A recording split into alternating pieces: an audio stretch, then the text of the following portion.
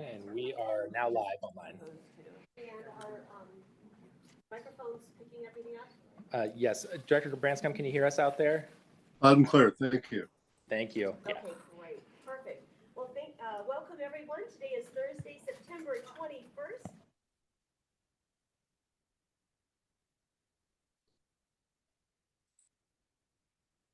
Well, I can't hear anything now. Oh, do you have a microphone? I apologize. All right, there we go. Let's try this Thank again. you, Is that better, Director Branscombe?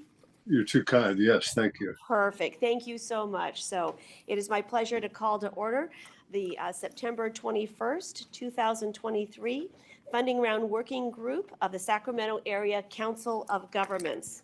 And our apologies that we are a few minutes late. So please ask your forgiveness. With that, please join me in the Pledge of Allegiance. Okay. Begin. I pledge allegiance to the flag of the United States of America and to the republic for which it stands, one nation, under God, indivisible, with liberty and justice for all. Thank you. May we please have the roll call, Robert? Yes, directors, when I call your name, please indicate your presence. Director Boomgarden. Here. Branscombe. Yes, sir. Desmond, absent. Early for Guerrero. Here. Joyner. Here. And Chair Thomas. Here. We have a quorum. Thank you. And I will note that Mayor Guerrero will be joining at some point in time, and then I will go back to being a fly on the wall. Well, we sure appreciate your participation. Thank you. Wonderful. At this point, do we have any public communication, Robert? Checking online, one moment. There is, let me check my email one sec. No public comment. Thank you. We now move on to consent. Does any director have any comments or would like to pull anything on consent? Nope. Any comments then from the public? There is no public comment. Excellent. Bring it back. Approval of the consent agenda. Joiner, motion to move to approve. Thomas, second. All right. Roll call, please, then. All right, directors, when I call your name, please indicate your vote. Director Boomgarden. Aye. Branscombe. Yes. Desmond, absent. Early for Guerrero. Aye. Joyner. Mouthful, aye. And Chair Thomas. Aye, Motion thank carries. you. All right, with that, we move on to item 3, which is an information item and review and funding round framework and process. I believe, Christina, you're going to head that up. Also mouthful. One of the problems of a lunch meeting, isn't it? Yep. I got it under control. Okay, yeah. So thanks everyone for taking the time out. I know it's busy with the event going on next door, so appreciate everybody getting together today. We today are going to talk about our proposed potential framework for the next funding round. And when I talk about framework, I'm talking about the boxes that we want to work within with the federal and the state funding. So coming months we'll have lots of detail. This is really just the high level generalized structure. So next slide, Robert. So as I mentioned today, what we are sort of asking of this group is to accept the funding round framework that we're going to talk a little bit about today. As I mentioned, there is 2 different frameworks. There's one for the state and there's one for the federal. And if you remember, we've talked a little bit about this with the corrective action. So we're going to talk through those a little bit today. Next slide, please. So just kind of a quick overview here. This is sort of the process that we are following for developing the funding round framework. So you can see where we are right now. We're developing and setting this framework. And the next piece, and we're going to talk a little bit about it towards the end, is we're going to establish and confirm what we call our sub-programs, sometimes referred to as the off-the-top programs. There might be some tweaks there that we want to discuss in the coming months. And then from there, we're going to develop and refine the evaluation criteria. So this is really that nitty-gritty detail of how we're going to actually be utilizing the framework. And then lastly, the group and then ultimately the board will adopt a budget that will apply and we'll be able to do all for projects. Actually, before we go on, I do have a question, Yes. Christina. Can you give me an example of the sub-program or off the top? Sure. A really good one that might be top of mind because we've taken some recent action is EEI, Engage, Empower, Implement. That is one where we are, we've set aside some budget. This is an important program for us. And so this is something that is just going to be happening outside of what we call the standard regional. Community design is another one where we are taking funding from that. Innovative mobility and mode shift is another one. Great, thank you. Sure. So as we went into the development of the framework that we're going to talk about today, there were kind of 4 key areas that we needed to look at and consider. And we've mentioned these before in previous meetings. On the state side, we really need to take into account things like CAPTI and SB 375. Those are the things that really set the tone and set the tenor for things like our greenhouse gas reduction targets that are integral to the MTP, as well as integrating climate considerations and equity considerations into our transportation projects and programs. On the federal side, we have performance standards.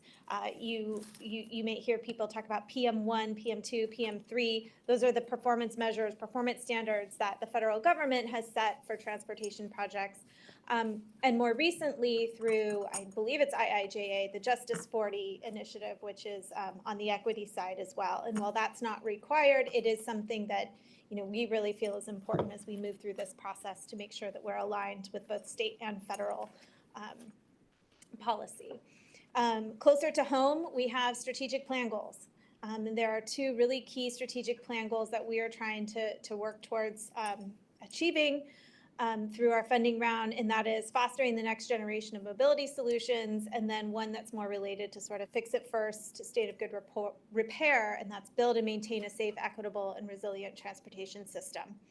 And then lastly, ultimately, all of these things are really intended to guide projects that will be part of and implement our blueprint and really help us reduce our greenhouse gases and meet our targets that have been set by the state. So that's sort of the where we started. Next. I have a quick question. Yes, please. And at the first meeting, which I was not at, there was mention, I don't know, maybe it was in jest, of a cheat sheet for all the different acronyms. Yep. I was wondering if that might be available. We do have that. Okay. Yes. And what is climate adaptation? CAPTI, CAPTI. Climate Action Plan Action for Plan. Transportation Capital Investments. See, there's too many. We can't even keep They them are not Like easy. you need a quarterback. So do I. who's on my list or Yeah. something. I agree. That's right. That's right. Thank you. Sure, no problem. Next slide. So, oh no, sorry, yeah, that one. So, you know that in addition to this group, we have the staff level funding group as well, and a funding round working group. And over the past few months, which we do meet monthly, we've heard a lot of different needs and a lot of different issues come up with the group. And so we've kind of put these on the screen. I'm not going to go over all of them, but these are some really key things that sort of stood out to us as we've had discussions both with this group, but also the staff group of, what are we hearing from our partners who ultimately are going to be utilizing this program? So we kind of want to make sure that we are reflecting what the needs are of the 6 different counties and agencies contained within them. I think the big ones really are the certainty of funding, fix it first, state of good repair, but also that urban-rural needs balance. It is a very diverse region in that respect, and it is very difficult to have a one-size-fits-all sort of approach when there's different things happening that's across the region. So we again, these are just things that we've used as foundation for what will be our potential framework. So I'm going to do a quick high level of what that framework is, and then I'm going to pass it over to Chris, and he's going to talk a little bit more about the details. So what we have talked about with the staff level working group last week is on the 6 county federal side, aligning our program with the funding sources that make up that. So if you remember, it's CMAQ, which is geared towards kind of clean air type of projects, as well as people refer to RSTP or STBG, which is a very flexible funding source and can be used for a variety of transportation projects. While we are not proposing that we have a CMAQ program and an RSTP program, We are looking at having 2 programs that align with those funding sources, but still give us the ability to kind of combine funding sources together if a large project were to come forward that might be able to utilize multiple sources of funding. Historically, before the corrective action, we used to combine CMAQ, RCP, and our state STIP money. We don't have that ability anymore. So it was really important for us to kind of think about how we could still provide flexibility, but also create clear kind of guidelines for what the goals of the funding sources actually are. So what we're kind of calling it now is the Next Gen Solutions, or Clean Air, which is the one that reflects the goals of CMAQ and helps us meet that strategic plan goal that I mentioned, number 2. And then a State of Good Repair program that reflects the RSTP, STBG funding, as well as strategic plan goal number 4. On the state side, which again is going to be 4 counties, so that will be Sacramento, Yolo, Yuba, and Sutter. Again, aligning it with the regional plan goal number 4 and mirroring the policy and goals of CAPTI for that. So I'm going to turn it over to Chris to talk about all the details. Great, thank you, Christina. I'm going to talk through a little bit of kind of how we weighed these options and how we got to this point, and kind of how we worked with our staff working group to get here. Again, as Christina mentioned, we are leaning towards that option 1, that while it frames for the federal programs, I'll start with the federal programs and then I'll go to the state programs or state program. Option 1, and these are it's a little nuanced, the differences here. From the PCTPA and EDCTC perspective, you're used to having a CMAQ call for projects and an RSTP or STPG call for projects. And again, we have pooled historically our funding round to have a larger pot, to be a flexible pot to fund projects, not by the color of money. Again, with that STIP removal into the 4-county program, it gives us a lot less flexibility on that. So we are leaning towards option 1, and happy to get some feedback on that today, because we believe we still can run those programs that align with the funding goals of the color of money on the federal side. But still, again, provide that flexibility, say, and we've been using this for an example, a road rehab project that also has complete streets benefits. Some elements could be paid for out of the CMAQ pot of money, while other could be out of the RSTP. And that's a very simple example, but there are other examples that we could use to cross those 2 funding sources. And it still allows us maybe to build towards some bigger projects if it's a regional need in the future. It does require some work on our end to manage those budgets as we go through the funding round. We usually do a lot of that already, but we'll only have an X amount of budget for CMAQ and an X amount for RSTP. So we'll have to basically manage that through the funding round, but we do a lot of that work anyway. It's actually probably a simpler process than we do now. Versus the other one, which I mentioned, which is really strictly sticking to those 2 pots of money. So I'm going to pause for any questions here on this framework. What are you hearing from the working group? We've heard pretty much I don't want to say unanimous support, just some other comments, but really consistent agreement with having some flexibility and a little less rigidity going through on the federal program. Very much consensus across almost all jurisdictions on that. And I had the opportunity to touch base with Woody Deloria, who's the executive director of the El Dorado County Transportation Commission, also the chair of the staff working group, to kind of understand a little more of their conversations and how, if they had consensus and alignment on that. And he echoed Chris's thoughts that he really believed, even with all the differences within our jurisdictions, that option 1 would enable us to meet the goals of these funding sources while having flexibility at the local level to scale projects, and was in alignment with that as well. That's what I'm hearing as well. Okay, great.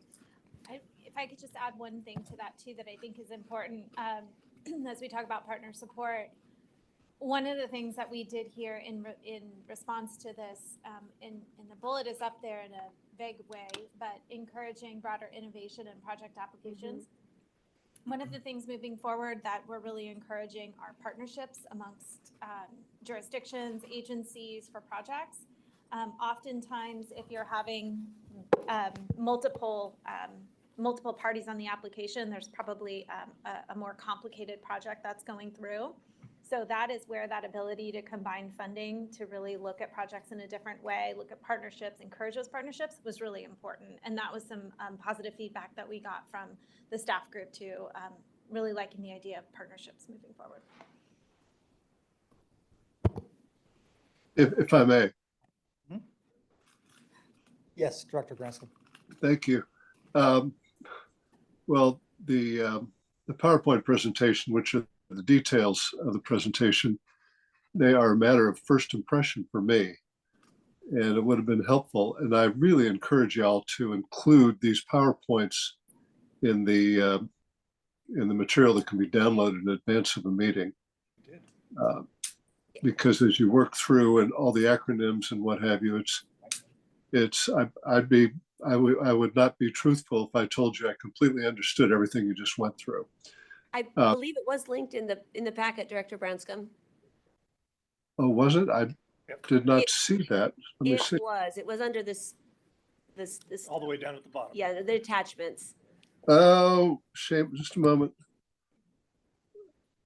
It happens to us all. Yeah, not a problem. Shame on me. Just a moment. I still don't see it. Now, I've got the agenda, right? And then, forgive me for going through this. And which portion, which item would I be clicking on? Because I clicked on agenda and then I clicked on packet.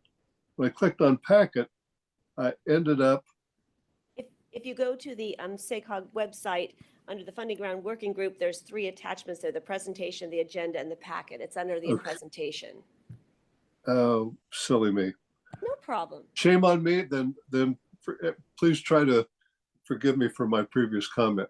Could you, Absolutely. all that said, could you take the time to just give me one example of option 1 in that approach? Is there an example that comes to mind that you can share? Absolutely. I think, are you referring to the flexibility and like a kind of project that could utilize both sources of money? And again, I've got enormous amount of trust in the transportation staff and the funding staff. So I'm inclined to lean in favor of anything you suggest. It's just that I'd like to actually understand it. Of course. I think the one clearest example and simplest one is, say, a complete streets project that is maybe doing repaving at the same time. I think a good example may be like the East 22nd Street in Marysville came to our Okay. last funding round. Sure. Doing a repaving project, but also doing a restriping and a road diet and some complete streets elements like sidewalks and things that encourages walking and biking. All of the striping and the parts that encourage walking and biking are CMAQ eligible expenses, while the repaving would be an RSTP eligible. And if we had that ability, we could tap both sources of money to fund a project like that. Thank you. All of this comes under the heading that every specialty is something of an assault on the English language, and I appreciate that. No, I understand now. Thank you so much. Of course. Did I hear you say road diet? Yes. What I heard? Yes. What does that mean? It's a general term, and I'm sorry if I did, that usually means taking a road from like a 4-lane road down to either a But I 2-lane figured road it with a turn lane in the middle. It's yeah, it's like Road diet. Minden Loop. Oh, So, okay. but yeah, it's a We're going to put this road on a diet. yeah, it's turning into a common term in our industry, but I completely understand. I it's think not that's across the board. Director Branscome's comment on the assault on the English There you language. go. right yes. there. Well taken. All right. And back to the comment on what those programs that generally would come off the top. This here is to kind of really illustrate some of what those are. The main regional programs, the Next Gen Clean Air and or State of Good Repair or more flexible funding would be kind of the core of the programs. But much like we do now with, like when I brought the budget in the last funding round believe in April of 2022, we had the split between the different programs. In the larger budget, we did an estimate. And then we applied a budget to each of those programs that came through, like community design usually has historically gotten 10% of the overall estimate. So that's how that is generally determined. But we also put some additional funding into EEI and our innovative mobility, but also some like clean air programs like Spare the Air has some of those regional benefits that all three of the RTPAs under SACOG have generally contributed to as it's been proposed through the funding rounds. So, but so the ones that we've committed to already are that EEI, the Engage, Empower, and Implement program, already has funding, and you approved some additional funding for that today. The CCAT program, which was a competitive ask for all of the RTPAs. Refresh my memory what CCAT is. Again, back to our acronyms. Right. CCAT is a program that in general replaces engines in diesel trucks and other to cleaner air engines or technologies. It's not always zero emission, but sometimes there's a transition to zero emission, whether it's clean diesel technologies, it's hydrogen, electric. It runs those programs through the Air District, and the Air District Okay, runs those got programs. it. That's what I thought. Yes. Great, thank you. And then again, Spare the Air, which we've been longstanding program here, but those are the committed programs that we generally do off the top. Now I'm going to move to the 4-county STIP options and kind of how we got to that. And again, this will just apply to the 4 counties. Historically, just to refresh people's memories, we have pooled, and we're unique in the state in that, where we have pooled for the 4 counties into one pot and then approved projects on a competitive nature through that program with our larger competitive round. We're looking to kind of move a little bit away from that and move, our recommendation right now is more of a hybrid inter-county competitive program, where to each county, they would be given a percentage of what the state would allot them if we were not pooling funds. We would hold back a certain percentage to look at our like regional projects or advancing larger projects that are regionally beneficial. We haven't determined what that percentage is yet, but this is a general framework we've been working towards. But with that percentage within that county, the agencies and the cities and county entities would compete inside that county for that amount of money. So it wouldn't be Yolo County projects competing against Sacramento projects. They would be working together as a county. And those could be run at different intervals of time.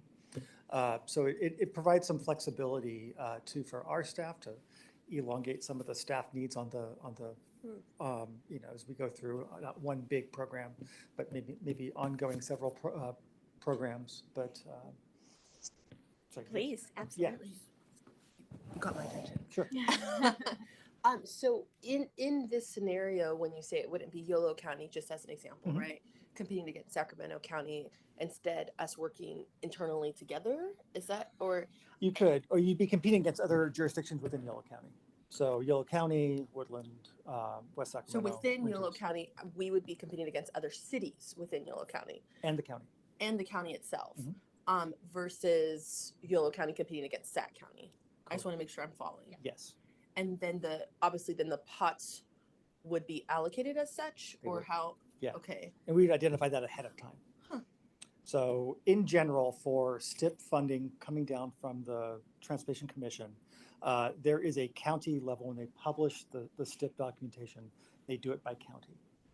And most counties across all 58 counties generally, with the exception of ours, get those allocations through their transportation committees at the county level.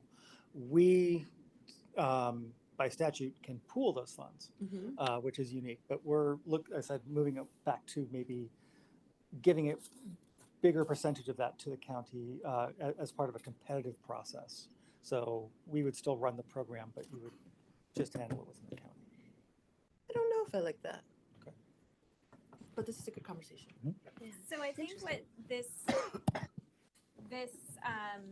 this approach would do is, so as you mentioned, the state says, okay, Yolo County, Sacramento County, Yuba County, Sutter County, you all have X percentage of the share that's coming to the region. What we have done through our resolution is said, well, we're just going to pool those together. There's no guarantee that any county is going to get whatever that percentage is. We are going to do one very large competitive program as part of our broader regional program. That's how we're able to combine those funds with the federal funds for the bigger program. But I think I appreciate on one hand you acknowledging that, hey, there's no guarantee you'll get that percentage, right? Yep. But there's also in that same way, I'm assuming you're going to acknowledge that you could also get a bigger percentage than maybe That's what right. would be. Right. Hence why I don't know if I'm a fan of this. Yeah. No, Okay. that's Okay, I absolutely, just- that is totally the other argument against, that's why we pool it right now. Yes, but you're suggesting that we stop doing that. And I think, Help me understand why. I think that is in response to what we've been hearing from our partners about that certainty in funding. There have historically been some counties that get maybe none of their shares, and that's just because they haven't maybe put in the most competitive applications, or Yeah, and I guess that's Yeah. maybe where I would struggle. Like even thinking from, I will go back to my mental health oversight and accountability commission hat, right? Yep. In which we would do the this amount of money for this county, this amount, and then you'd have some of the smaller counties not put in at all, and so that money would just sit there. Yeah. Right. Versus because they were never going to really put it in because they didn't have the capacity, the whatever the case may be, the interest. And my concern would be that you would separate it out in this way because again, in being fair, not equity but equal, which is different. Yep. And then what you would get is potentially having less competitive projects for some of those counties that maybe have a smaller percentage, absolutely. like YOLO. Absolutely, absolutely. And I think the other piece I think that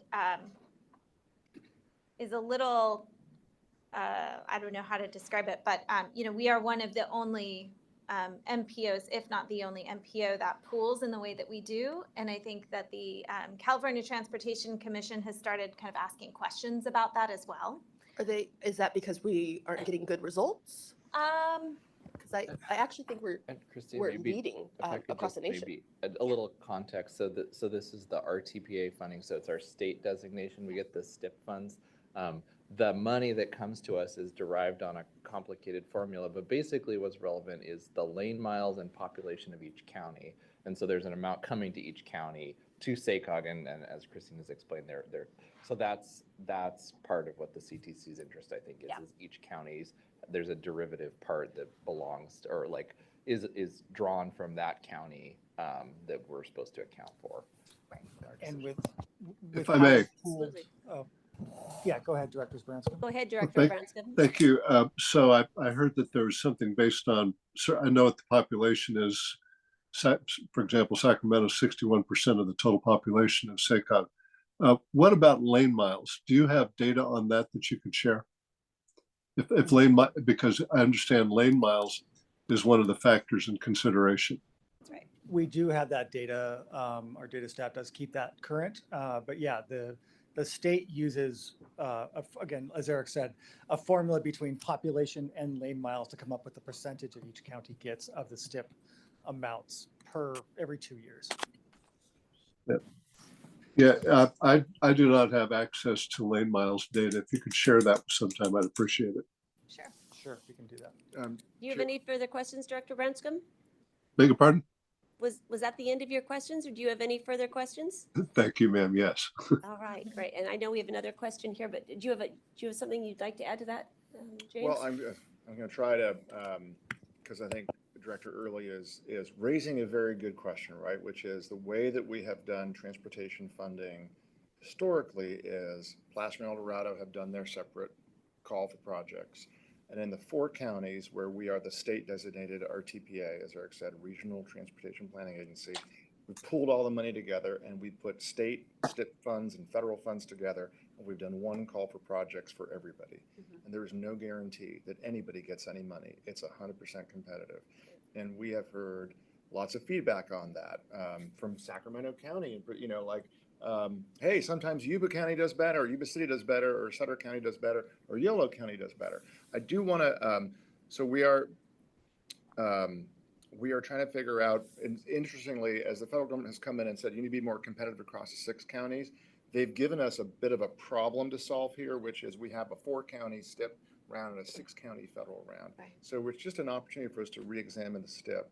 I don't think, Director Early, that what you're seeing up here, and please correct me if I'm wrong, is absolute 100% population lane mile base. There's a bit of a hybrid. So in this approach, you would get you'd have a certain amount of certainty that within Sacramento County or Yolo County, all right, we have projects that can get up to a certain level. We know we'll be able to, and they've got to be eligible, and it's not just like, you know, and just do anything. You have to be competitive. And then there's these sort of pooled funds, sort of right about on the top.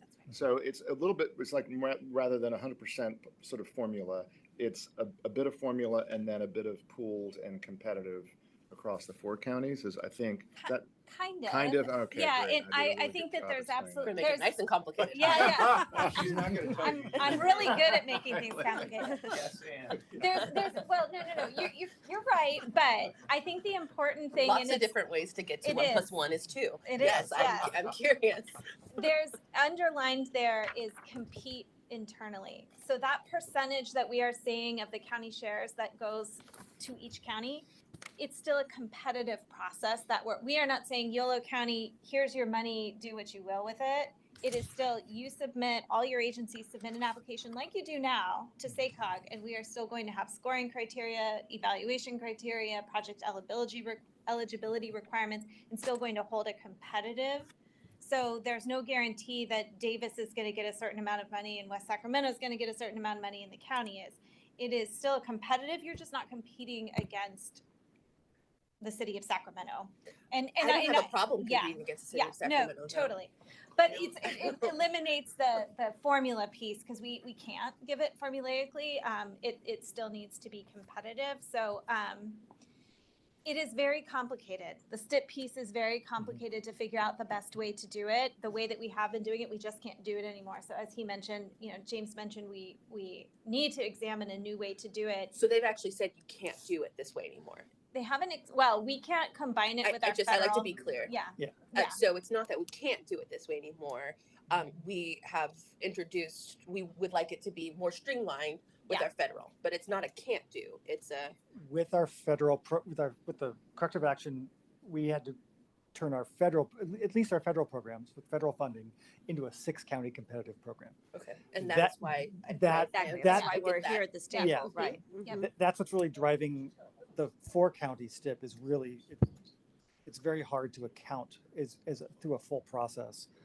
If we went through a larger process and pool like we have, that to where we're trying to account what counties, which project in, how much funding do they get.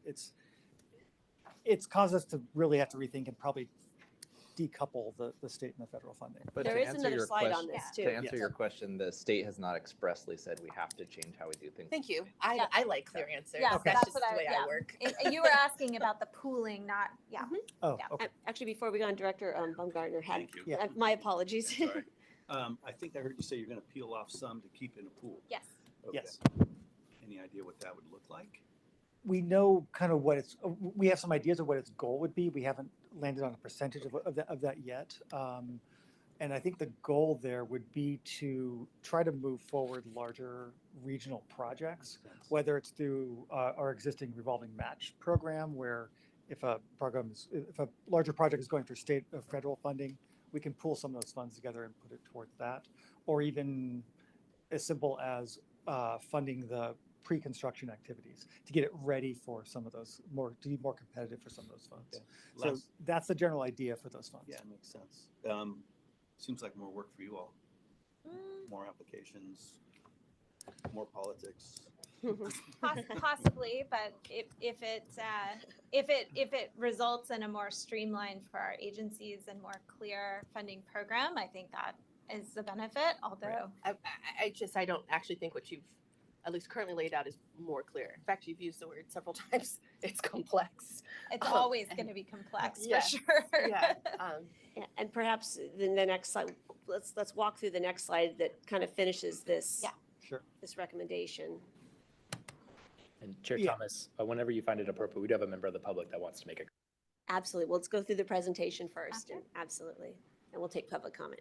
Yeah, this kind of lays out a little bit some of the things we've been discussing about option one, some of the benefits there. And I mean, again, back to what we've heard from our member agencies about some level of consistency, at least within the county, about the amount of funding, even if it is less with the percentage removed, it's still consistent. And that's been a constant thing that we've heard through a couple cycles now.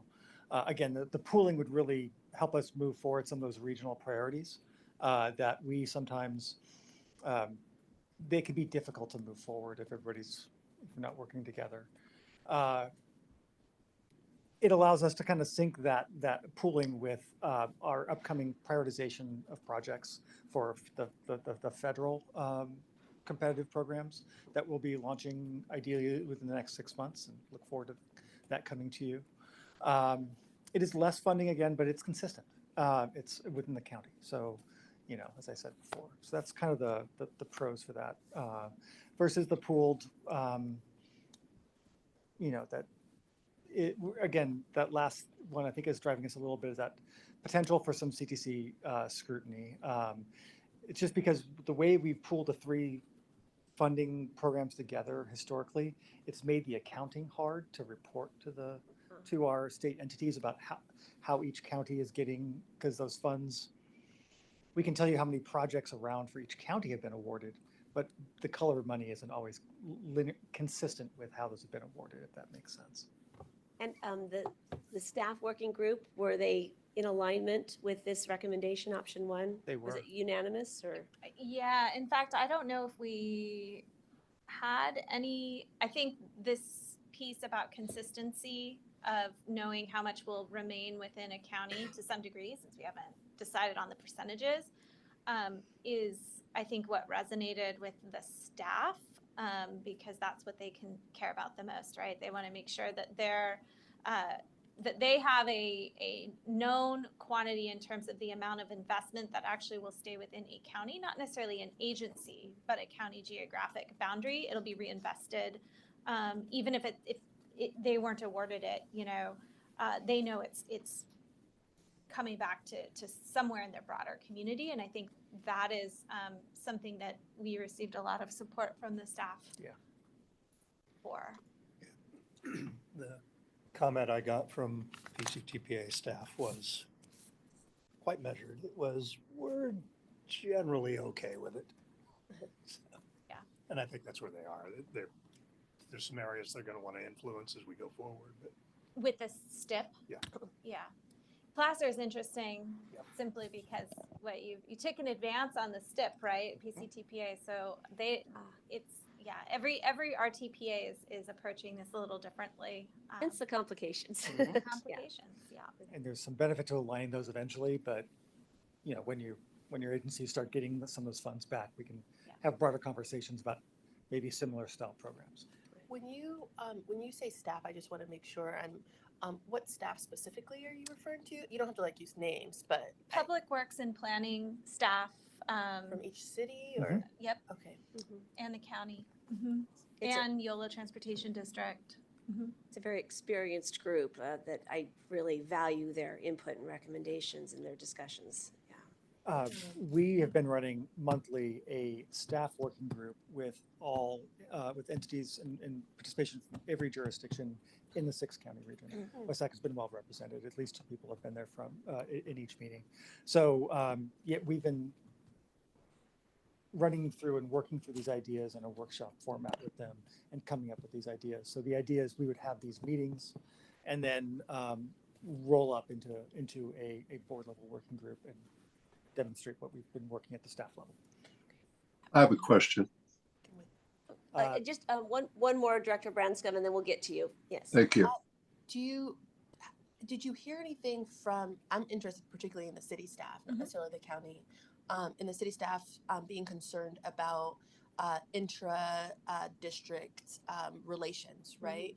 Meaning that within, I'll give you an example, within Yolo County, we would be competing against other cities versus there's something to be said about competing against sort of this broad regional versus the cities in your county.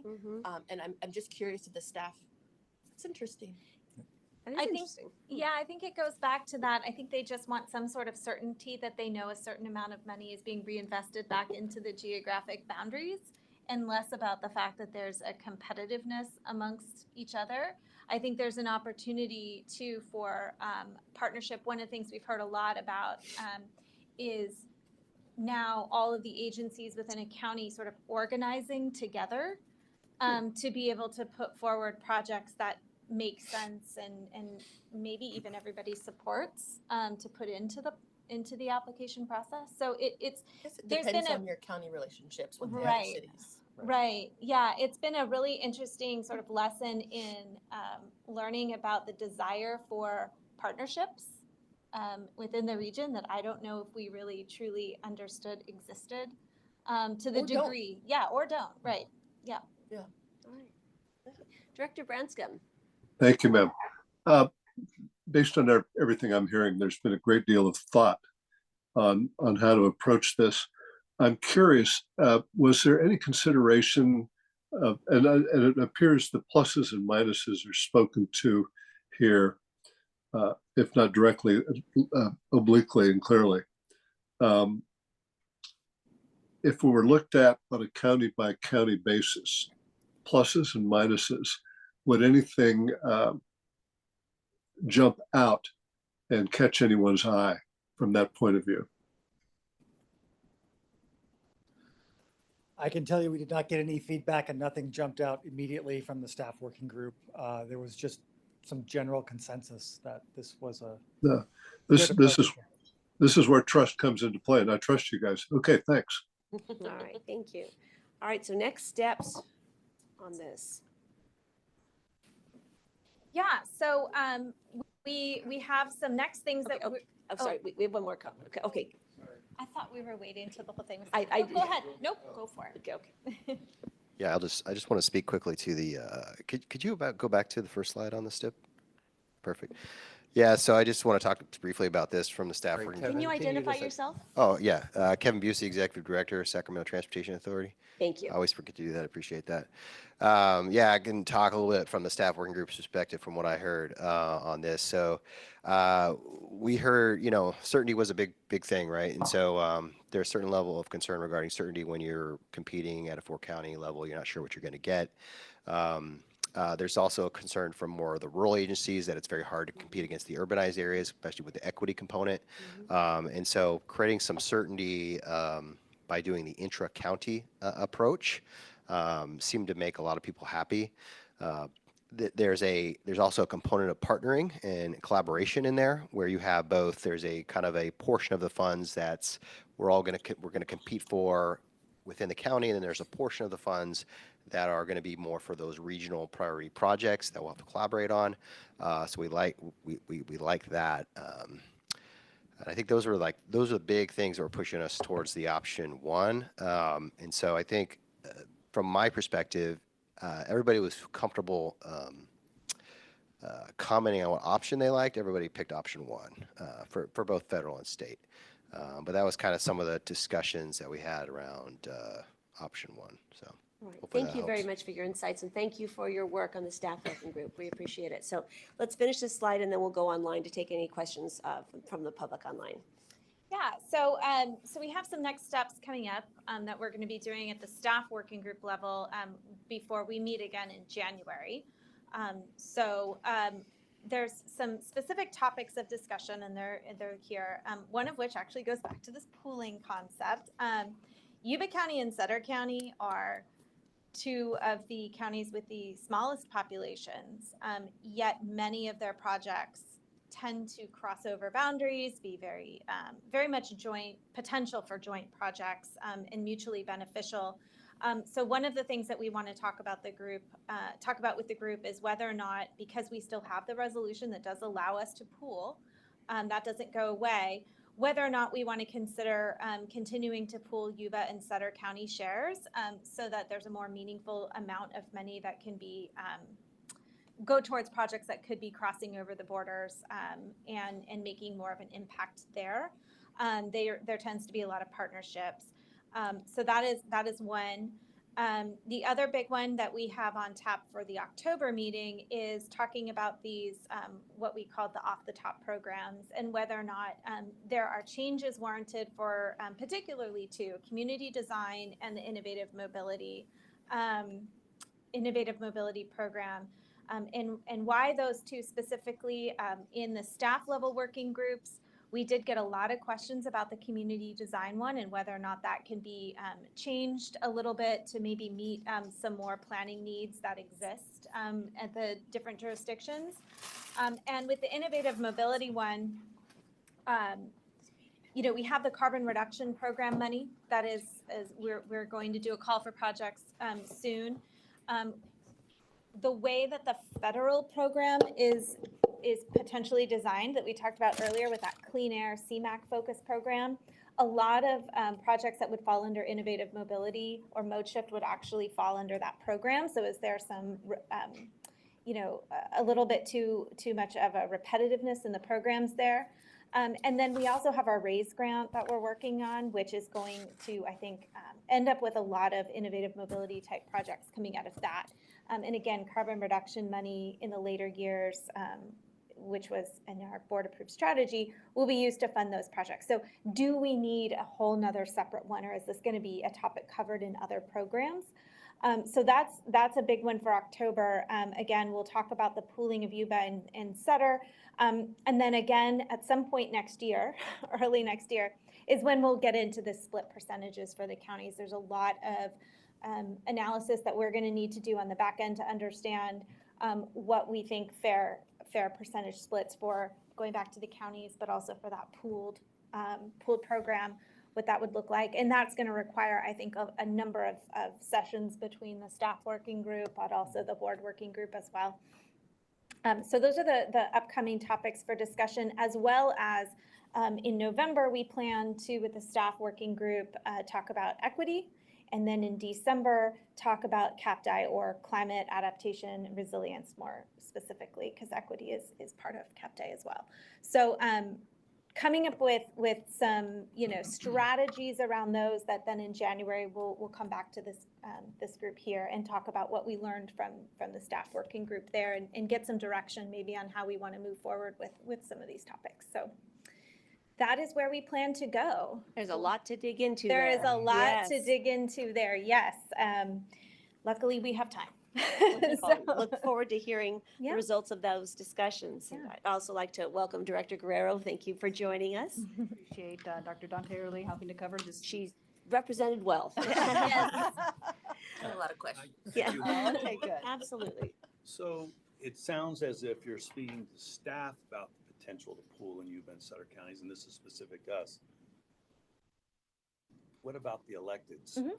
Good question. So Yep. to me, the staff may have a certain path that they're interested in, but the electeds may have something completely different. Yep. So we'll receive feedback. I mean, obviously I chatted with ours this morning and they let me know what kind of their inclinations were, but at some point, how are you going to incorporate, is it upon me then, I guess, to go talk to CARM, for instance, and Mayor Branscombe and so on and so forth, say, hey, look, what are we going to do here? Yeah, Question. yeah, that's a really good question. I think that we still at the agency level need to figure out when we start to make those types of decisions, because those are real serious policy decisions, how we want to engage the board too, because this could be a board. The fuller board, the SACOG board. The full Right, SACOG, yes, exactly. because ultimately everything that we do is going to get approved and adopted by the board. So we could make the decision that we could potentially have some interim policy decision that comes to the bigger board to be able to, because we're not making any decisions at the staff level, and we surely are not only basing those on what we hear. I think agency staff is helping us understand what we could do, but Okay. Yeah. Hey, I trust our staff, but they could go in a completely. absolutely, Sure, that's sure. why this group is important too. Yeah. Yeah, and Director Boomgarden, I mean, what I would say, and I think everybody appreciates this, given the changes that we've been required to make in all of this, I don't think we've ever done this level of engagement, process, right? So, and one thing we're really trying to do with this bigger staff working group is really see where your staff are at, right? Because we, in some ways, we want to get their temperature and their thoughts and their feedback as our staff is showing you today, rather than go to you first, say, that's a great idea, and your staff said, I don't know. They are the working Right? professionals that So- are, dealing with this boots on the ground, yes. Right, so, exactly. appreciate everybody's involvement so far, and really today, we're just trying to get your temperature check.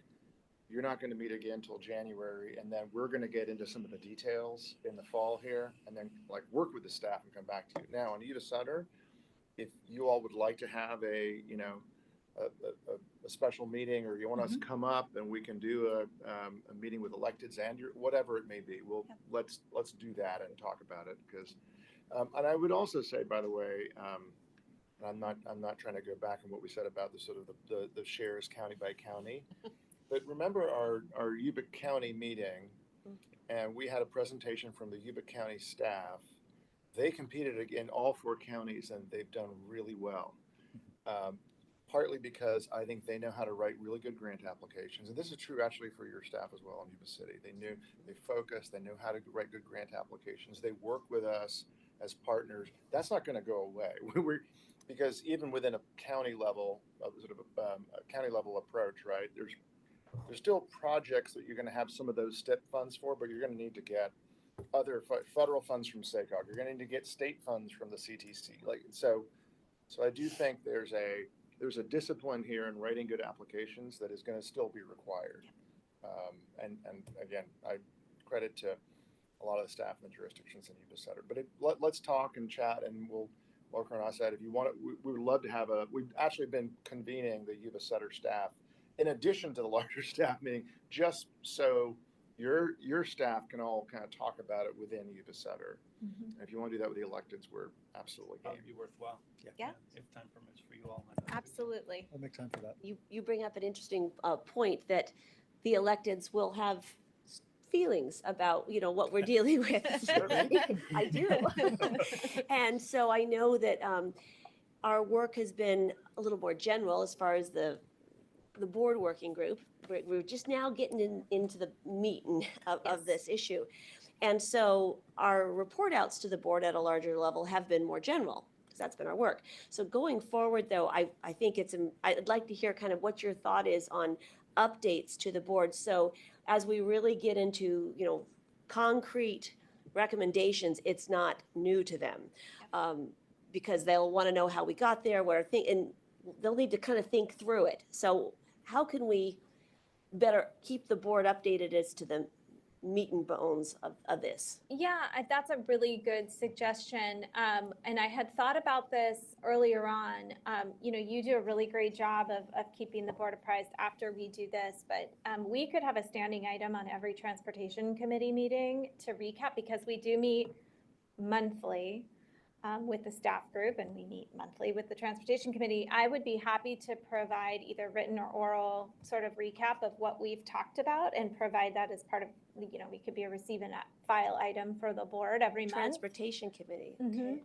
What's the thought of this working group? What do you think with our colleagues? Because they're going to want to be engaged. I do think the update to the transportation committee level, and then it'll go into the report to Yep. the board as well Right. as a written item. Yeah.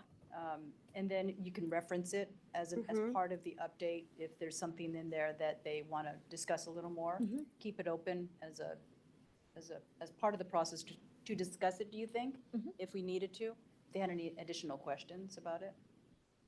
Yeah. This feels like a really big shift, and I don't know if maybe I'm new to coming to this, right? And so maybe for you all, it doesn't feel like a huge shift, but it feels like it will be a very big change in what our individual board of directors are used to and what the cities are used to in regards to funding. Okay, good. Absolutely. So Yeah. I agree with Wendy. It feels like you're not going to want to get to the end. Here's and our say, plan. Here it is, No. right? But you're going to want to bring us along. And so Right. in addition to the updates that Mayor Guerrero talked about and adding to the transportation committee, I'm just wondering what the plan is to bring it to present to the board of Yeah. directors at a point in time where if again, they want to shift, you can still shift, right? That it's Yep. not so baked that you're like, oh God, I've got to start over. Yeah. Yeah, we have, again, the good news here is this was sort of the, get your temperature check, relay what the staff has said so far. Then if the framework looks okay, we jump into the weeds for the next few months. We come back to you early in the year. We are not going to do a funding round until 2025 at the 2025, earliest.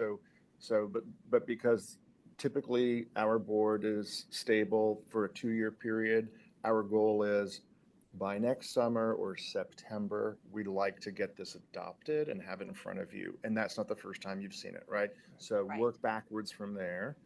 But drafts before the full board, absolutely. I mean, in some ways that's, you tell us, this is a subcommittee and a working group of the board. So if you would like to see that sooner, I think the only thing, just in the way that this was presented, it was presented as if it is we have to change. And I would at the very least, right, acknowledge that some of it is not a have to, some of it is a I see. we would like to. Yeah, and we're probably blending the have to change at the federal level are. with that has cascaded now down And I to realize that, but 4 county, yeah. right, but it's misleading. And I don't think that's your intention, but it is. I completely understand from the staff's perspective that we would love to go this way, but it's not required. And so I would just want that to be Okay. clear as well, like what the have to choice is versus that we would like to, and for these reasons. Gotcha. Okay, all right. Yeah. At this point, why don't we take public comment on this item? Yes, we do have one member of the public, Woody Deloria, that would like Excellent. to speak on it. Good afternoon, Woody. Good afternoon, everyone. I'm sorry I couldn't be there in person today. I guess I put myself on a bit of a road diet, so that's why. But Kevin actually stole some of my thunder. When I saw him in the room, I thought he might, but he's been a great partner on this working group. I just wanted to express that the working group does support the options 1 and 2. I'd say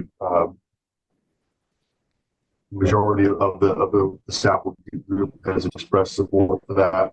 You mean 1 and 1, Woody? And I also, sorry, yeah, 1 and 1. Okay, The thank 2 you. options that were recommended. And yeah, and I also, to Director Joyner's point, I do have some concerns about the program moving forward, but I think we're going to be working through that as we develop guidelines for these programs to make sure that the rural needs of the region aren't overlooked and can remain competitive in that kind of combined SDBG and CMAQ call for projects that's being proposed.